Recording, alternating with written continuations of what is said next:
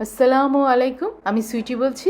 অনেক সহজ করে এই গুয়াকামেলের রেসিপিটা দেখাবো।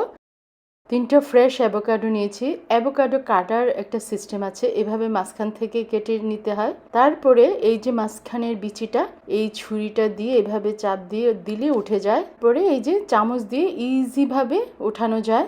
একে একে সবগুলো পিসকে স্কিন আউট করে নিব। এই লেবুর অর্ধেকটা থেকে আমি জুস নিব।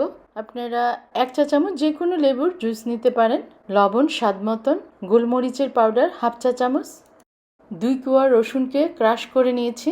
ক্যাপসিকাম অথবা হালাপিনো একদম কুচি কুচি করে নেবেন 1 টেবিল চামচ। পেঁয়াজ 1 টেবিল চামচ, পেঁয়াজটা একদম কুচি কুচি করে নিয়েছি। আর এটা ঝাল মরিচ 2টা ঝাল কাঁচা মরিচ কুচি কুচি করে দিয়েছি, এটা অপশনাল। এখন একেবারে ম্যাশ করে নিব।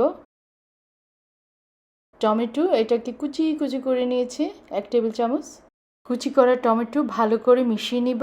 দেখতে যেরকম মজা হয়েছে, খেতেও মাশাআল্লাহ অনেক মজা হয়েছে। আমি এখন একটা কন্টেনারে রেখে দিব কিছুক্ষণের জন্য রেস্টে, কারণ সাথে সাথে খেলে অতটা মজা লাগে না। আপনি যদি ওভারনাইট রেখে দেন ফ্রিজে, তাহলে পরের দিন সকালে কিন্তু অনেক মজা হয়। আমি পরের দিন সকালে ব্রেড দিয়ে খেয়েছিলাম। আর আপনারা চাইলে চিপস, বিস্কিট, ব্রেড যে কোনো জিনিস দিয়ে খাওয়া যায়।